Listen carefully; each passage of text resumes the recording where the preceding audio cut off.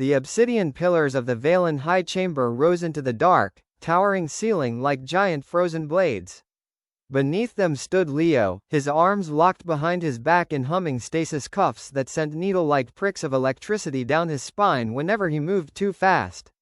Surrounding him on raised platforms were 300 noble judges, their long violet robes draping over glowing silver benches.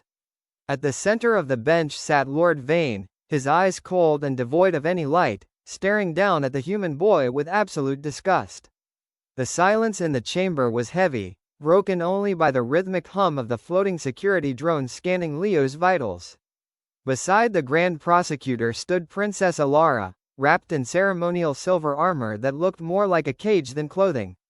Her face was completely motionless, smooth as carved marble, stripped of all expression just as her bloodline demanded. Lord Vane raised a thin black ledger, his voice echoing across the silent hall through amplified speakers. Human servant Leo, you stand accused of the highest treason against the royal house, the crime of corrupting the mind of our sovereign. He paused, letting the weight of the words settle across the audience. You made Her Highness commit the unforgivable act of emotional outburst. For 300 years, the Vaelen Empire had thrived on absolute, icy control. In their society, emotion was considered a genetic defect, an ancient mental weakness that ruined logic and brought down empires. To ensure order, every citizen wore an emotion monitor on their collar, a device that logged heart rates and facial muscle spasms. For the royal family, the rules were 10 times stricter. They were raised by cybernetic tutors who pruned away any sign of warmth or feeling until they were effectively living statues. Leo had arrived at the orbital spire 6 months ago as part of a human labor exchange program. His job was simple: clean the polished floors of the royal tower, stay invisible, and never speak unless spoken to. Humans were viewed as primitive, noisy creatures by the Vaelen nobility, but their manual dexterity made them ideal for delicate upkeep work. Leo had followed every rule, keeping his head down and his mouth shut, until the fateful afternoon in the spire's inner sanctuary. Princess Elara had been sitting at her desk for 8 straight hours, surrounded by holographic scrolls detailing tax levies and fleet deployments. She looked exhausted, though her face showed nothing. Her monitors blinked a steady, dull green light, confirming her complete, forced calm. Leo watched her from the shadows as he wiped down the tall glass windows, noticing how every movement she made was rigidly calculated, as if she were a prisoner inside her own body. The incident happened in a fraction of a second. Elara reached for a heavy crystal scroll containing the Empire's sacred founding laws, but her fingers slipped from fatigue. The heavy artifact tumbled toward the hard floor, guaranteed to shatter on impact. Forgetting his place entirely, Leo lunged across the room, catching the heavy scroll inches before it hit the floor. But his momentum carried him sideways, causing him to crash directly into an ornate, multi-tiered flower vase. Water, soil, and purple petals exploded across the pristine white marble floor. Leo landed flat on his back with a loud thud, the sacred scroll held safely against his chest, while a stray blue leaf stuck awkwardly to his forehead. He sat up, groaning, wiping dirt off his chin. Looking up at the motionless princess standing above him, he blurted out a classic, self-deprecating human line. Well, at least I saved the homework. Even if I look like a potted plant. For a second, nothing happened. Then, a strange sound echoed through the quiet tower room, a soft, breathless gasp that quickly transformed into a loud, bright, uncontrolled laugh. Elara's hands flew to her mouth, but she couldn't stop it. The laughter burst out of her, genuine and musical, lighting up her eyes for the very first time in her life. The response was immediate and terrifying. The emotion monitors on Elara's collar instantly turned crimson, flashing wildly and screaming a harsh electronic alarm that vibrated through the walls. The automated blast doors slammed shut, sealing the room in total lockdown. Red emergency lights flooded the sanctuary, painting the dirt and spilled water in blood-red hues. Within seconds, the heavy doors were blasted open by heavily armed royal guards. 6 silver-armored soldiers rushed into the room with plasma pikes drawn. They ignored the princess, who was standing frozen in shock as the collar forcibly injected a mild sedative into her neck to calm her pulse. Instead, 3 guards tackled Leo to the ground, slamming his face into the wet floor and pinning his arms behind him. Lord Vane walked in through the smoke, his eyes wide with horror as he looked from the dirt on the floor to the princess's flushed cheeks.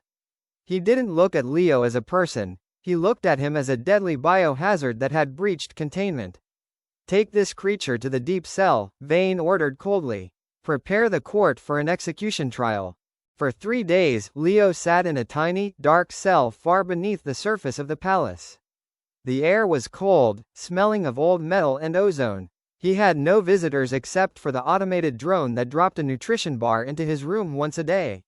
But through the cell's energy barrier, he could hear the whispered conversations of the guard officers patrolling the hallway. It didn't take long for Leo to realize that his trial wasn't really about him at all. The nobles didn't care about a human servant, they were using his mistake as a weapon against the princess. By proving that Elara had lost control of her emotions, Lord Vane could declare her genetically unstable under ancient law, stripping her of her right to take the throne when she came of age. If Leo apologized and begged for mercy, it would prove that his action was a corrupting influence, sealing Elara's fate and handing absolute power to Lord Vane's faction. Leo realized he was trapped in a political game where his life was just a pawn, but he resolved that if he was going to go down, he wouldn't let them break the princess's chance at freedom. Now, standing before the entire assembly of nobles, Leo listened as Lord Vane laid out the prosecution's case. The human species is a wild, unpredictable plague, Vane announced to the Grand Hall, his voice echoing with calculated outrage. They carry emotional instability like a contagious sickness. This boy did not just break protocol, he attempted to sabotage the mental purity of our future monarch. The judge's bench murmured in agreement, their cold, expressionless faces nodding in unison. On her platform, Elara remained completely quiet, but Leo could see her fingers twitching against her silver cuffs. Her emotion monitor was locked on maximum suppression mode, forcing her body into a rigid state while her eyes burned with hidden anger. Lord Vane turned his sharp gaze down toward Leo. Human, Vane demanded, do you deny that you intentionally sought to disrupt Her Highness's composure with your uncivilized antics? Confess your crime, and perhaps your death will be quick. Leo stood up as straight as his stasis cuffs would allow. He looked past the terrifying glare of Lord Vane and fixed his eyes directly on Princess Elara. I don't deny making her laugh, Leo said, his voice clear and steady across the massive room. But if a laugh can threaten an entire empire, then your empire is built on glass. A collective gasp echoed across the 300 benches of nobles. No servant, and certainly no human, had ever spoken to the High Council with such absolute disrespect. Lord Vane's pale skin flushed with anger, his hand hovering over the execution button on his desk. Silence, he roared. You are a primitive beast who understands nothing of our order. I understand that you're terrified, Leo shot back, ignoring the electrical shocks surging from his cuffs. You're terrified of a sound that every human baby makes before they can even walk. You call it a weakness, but it's the only thing that proves you're actually alive inside those suits. Before Lord Vane could press the lethal sentence button, a sharp, ringing sound cut through the noise of the court. Princess Elara had stepped down from her platform. Her boots struck the stone floor with heavy, deliberate thuds as she walked straight toward the center of the room, ignoring the warning chimes on her neck collar. Stop the proceedings, Elara said. Her voice was quiet, but it carried an authority that froze every noble in their seat. Lord Vane glared at her, his lips curling. Your Highness, step back. You are compromised. The collar's readings clearly show. The collar shows what you programmed it to show. Elara interrupted, her voice rising as she reached up with both hands and forcibly ripped the suppression device off her neck, tossing it onto the floor where it shattered. The room went dead silent. Ripping off a royal monitor was an act of high sacrilege, punishable by immediate removal from the bloodline. Instead of cowering, Elara raised her right hand, tapping her royal signet ring against the floor's central console. Under the first charter of the dynasty, I demand the opening of the Founder's Archive, she proclaimed. Lord Vane's face turned ghostly white. That vault is sealed, he shouted, lunging forward. It is forbidden to access the unedited logs. It is forbidden to anyone except the true heir, Elara corrected coldly. She pressed her ring into the slot. A massive holographic screen expanded in the middle of the chamber, displaying an ancient video file recorded over 3 centuries ago. On the screen appeared Emperor Vaelen I, the legendary founder of their civilization. The founder on screen wasn't a cold, stoic statue. He was smiling, his face animated with warmth as he addressed future generations. If you are watching this, the founder's voice boomed, then the council has lied to you. We did not ban emotion to preserve logic. The nobles fabricated those laws after my death to turn the royal family into obedient puppets. The recording ended with Emperor Vaelen I letting out a loud, booming laugh, sounding identical to the human sound Leo had made days before. The chamber descended into utter chaos. The guards, realizing that the nobles had betrayed the true legacy of their empire for generations, immediately lowered their weapons from Leo and pointed them directly at Lord Vane and his co-conspirators.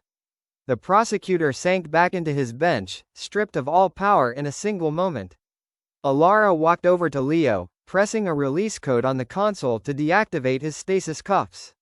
As the glowing bands fell away, Leo rubbed his wrists, looking at the princess who was now smiling openly in front of her entire court, completely unafraid of the consequences.